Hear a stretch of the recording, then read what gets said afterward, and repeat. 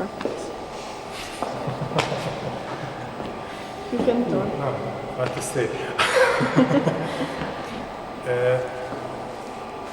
Basically, the exhibition has 3 parts, but these parts are not so distinct to each other. Field spaces, distorted spaces, images of time, and sculpture of time. Mm-hmm. And sometimes these groups are interrelated. It's not evident in which group to put. Yeah, so they are flexible groups, let's say. The most definitive is the field spaces, and it comes from a simple kitchen action. If we peel an orange, and if we do it carefully enough, then we can get in the end one single stripe. Mm-hmm. It's a spiralic, double spiralic stripe, like these photos. And it has a very interesting property because, in the sense of the image, because it shows the whole surface of the orange, and it can be considered as a total image. Yeah. I was very touched by this principle, and that was also very funny that we have this total image effect, but it has other consequences. The original round shape, like a circle, like a sphere, became a very different one. So a huge shape modification occurred. And with a simple method, we can produce a so difficult shape. Let's try with other spatial entities. And then I did it in different directions with architecture, also houses, or with abstract shapes like the peeled cube model, or with everyday situations like the still life, this bottle and bottle of wine, or apple and so on the table. But it has a reference to the natura morta problem. And it's very similar in certain point, the touching point to the photography project I made. Like in the case of this orange space, where I use this peeling method for showing the environment around. And the starting point of this photography projects, distorted spaces, was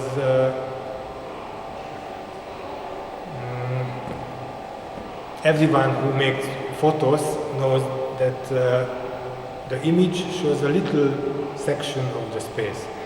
The space is big, it's round, and we show just a small image of it.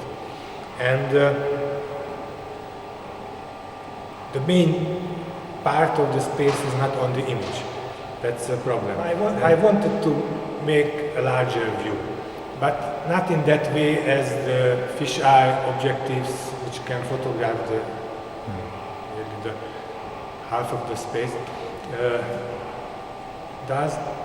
do, but with self-made cameras, and the final photo would be spatial too.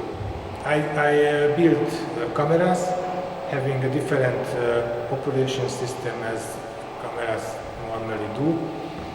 And the first one was the hemisphere, which photographed the upper part of the space, so space above the horizon, but in all direction, to a shape of the surface of the hemisphere.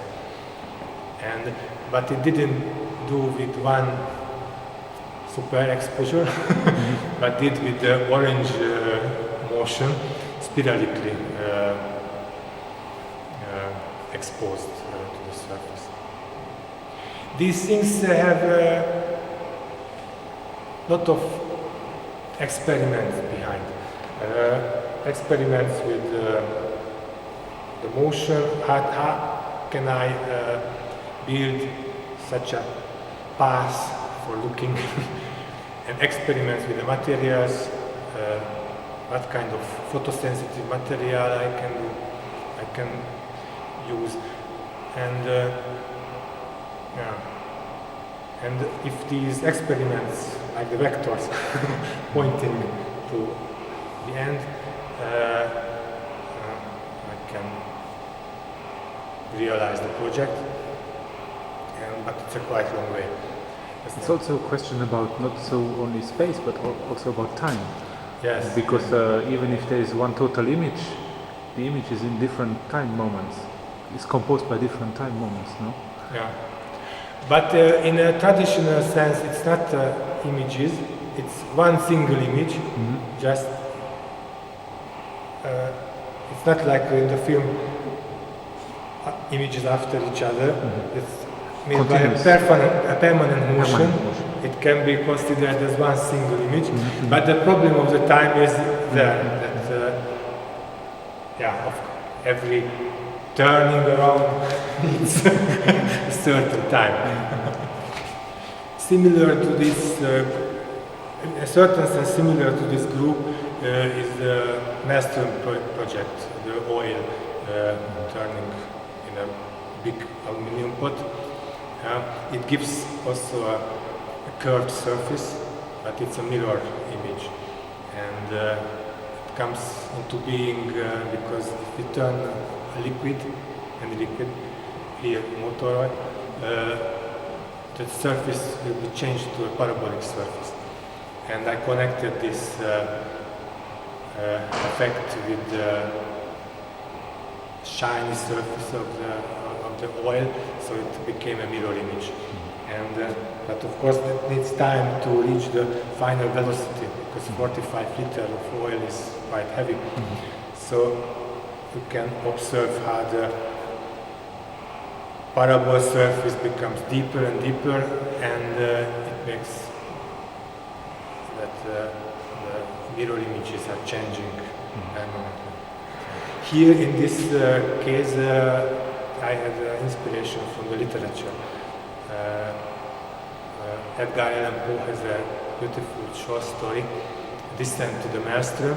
It's about a huge whirlpool at the Norwegian coast, which, as these whirlpools do, time to time periodically appear and stop, and it takes everything, brings everything down, and ships, sailors, fishermen, and so on. The description is beautiful about an ebony black shiny surface. And so the name of the piece is Photo Labyrinth, and it can be considered as a huge camera, huge Spiegel reflex camera, the German terminology, because there are a lot of Spiegel mirrors built in. It has one original or industrial camera. It makes the focus or focusing the order of the whole composition, and this whole thing is about making photos about motion, a certain kind of motion, which is the dice throwing. I have a special dice. Unfortunately, the batteries are out, but try to imagine that it has a point of light.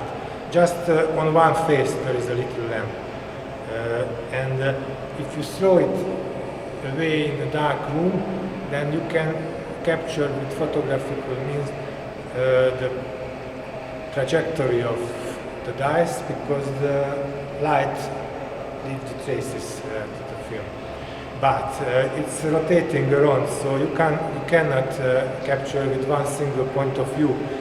A multi-view system is needed, and this is a multi-view system, thanks for the mirrors. And I made a space. I had to define a space where to throw the dice, and this is this cubic space. And this is the action. And the camera, through the mirroring, can observe this cubic space from 6 different sides. It means that I have 6 images about the same event, about the same fall of the dice. And plus a lot of additional things. And there are these cubes on the table, both tables. They are the images of the motion. So on one cube I stuck the 6 views of the same motion made inside the camera. So they together represent one single